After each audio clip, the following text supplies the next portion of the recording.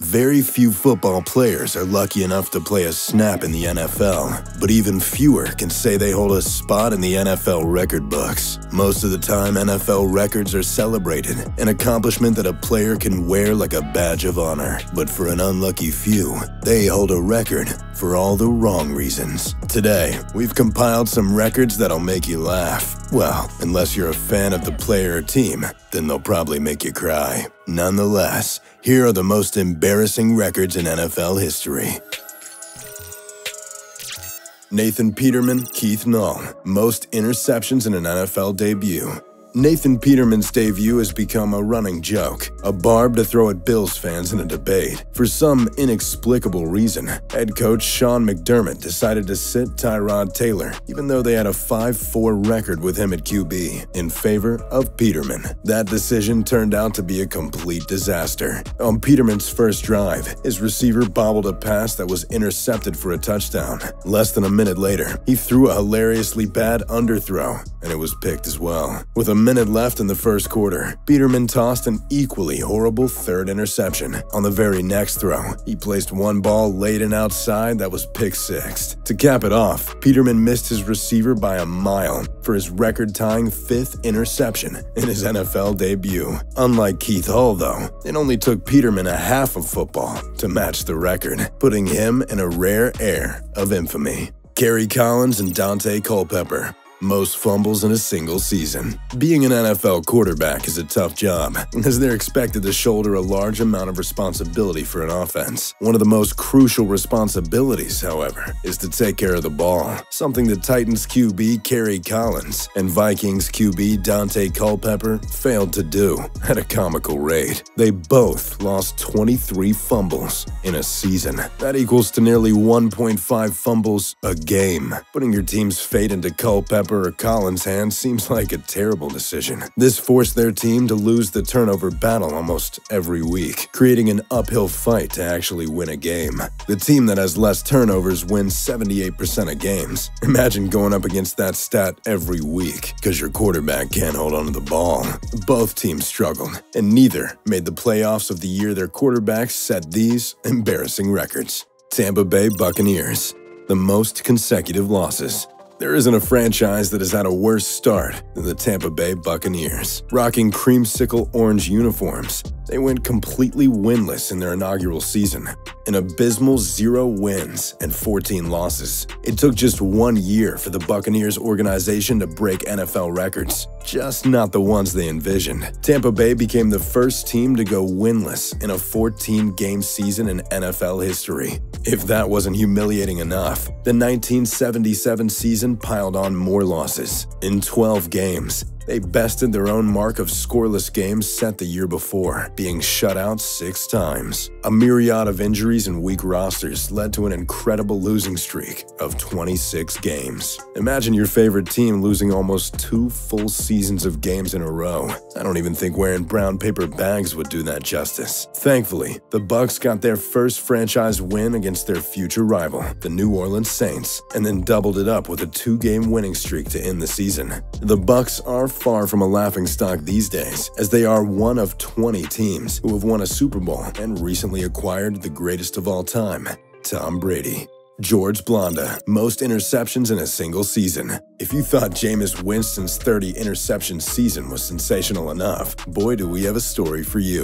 In 1962, NFL pioneer George Blanda threw 42 interceptions for the Houston Oilers. 42. That number still stands as the record by 7 interceptions. Not to mention, Blanda accomplished that insanely bad feat in 1 less game than usual, since the 1962 AFL season only consisted of 15 regular season games. In what seems like an alternate universe, Blanda's 2.8 interceptions per game couldn't derail the Houston Oilers from reaching the championship game and trouncing their opponents. They ended up losing in the championship, mostly because of Blanda's inability to stop throwing to the wrong team. His 5 picks were the difference in the overtime loss to the Dallas Texans. George Blanda's 42 interceptions record has nearly no chance of being broken, especially nowadays, with fans and teams so urgent to drop any underperforming quarterback like a bad habit.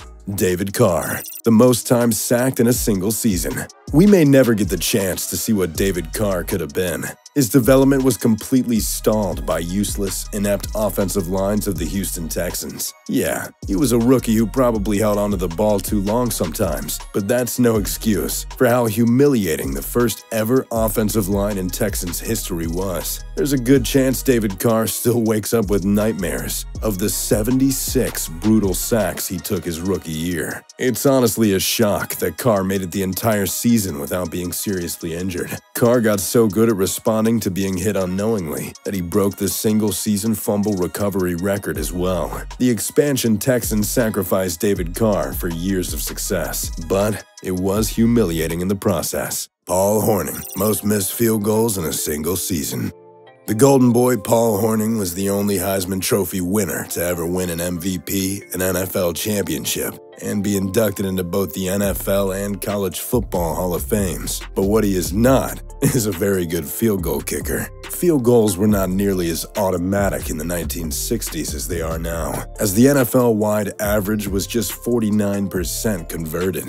In 1964, Hornung missed 26 field goal attempts in one single year. It wasn't just that he missed so many. Hornung's critical misses led to Green Bay being one win short of competing in the NFL championship game. His 0-for-5 performance against the Baltimore Colts was the deciding factor that lost the Green Bay Packers the biggest game of the year. He was a putrid 1-for-10 between 30 to 39 yards. His numbers are mortifying. Any kicker today would be fired with just one game like the multiple he had in 1964. Buffalo Bills, most consecutive Super Bowl losses. Holding the record of 4 Super Bowl appearances in a row doesn't mean much when you're also holding the embarrassing mark of 4 straight Super Bowl losses. The 90s Buffalo Bills were loaded with talent, led by an innovative passing attack from Hall of Famer Jim Kelly. The Bills lost on a heartbreaking missed field goal as time expired in Super Bowl 25. In Super Bowl 26,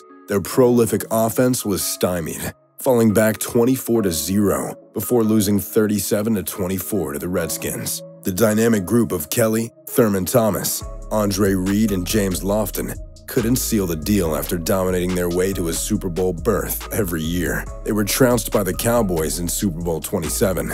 Then the following year, they met the Cowboys again in Super Bowl 28, where they held a 13-6 halftime lead. Unfortunately, the Bills could never get the job done, being shut out in the second half for their record 4th consecutive Super Bowl L. This is a humbling record that will probably never be broken. Mark Sanchez, career butt fumbles.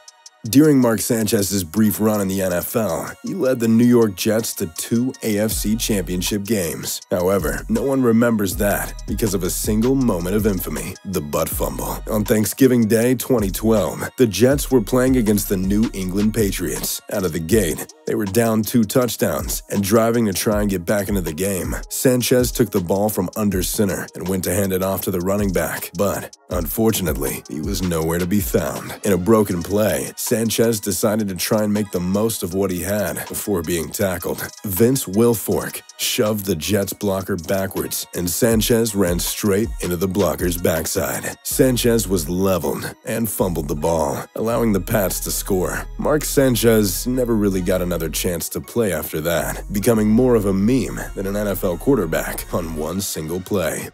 Brett Favre, career interceptions.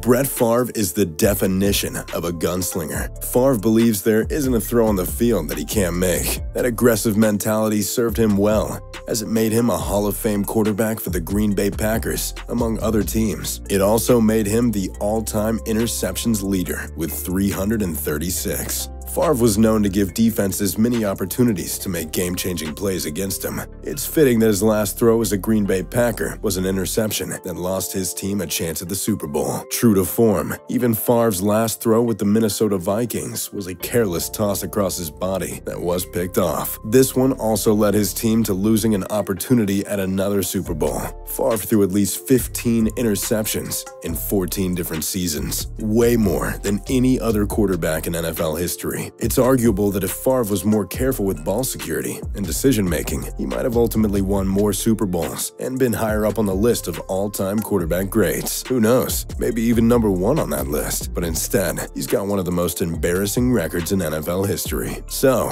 which one of these records is the most embarrassing? Did we leave out anything? Let us know in the comments down below. If you enjoyed the video, drop us a like and subscribe. We'll catch you next time.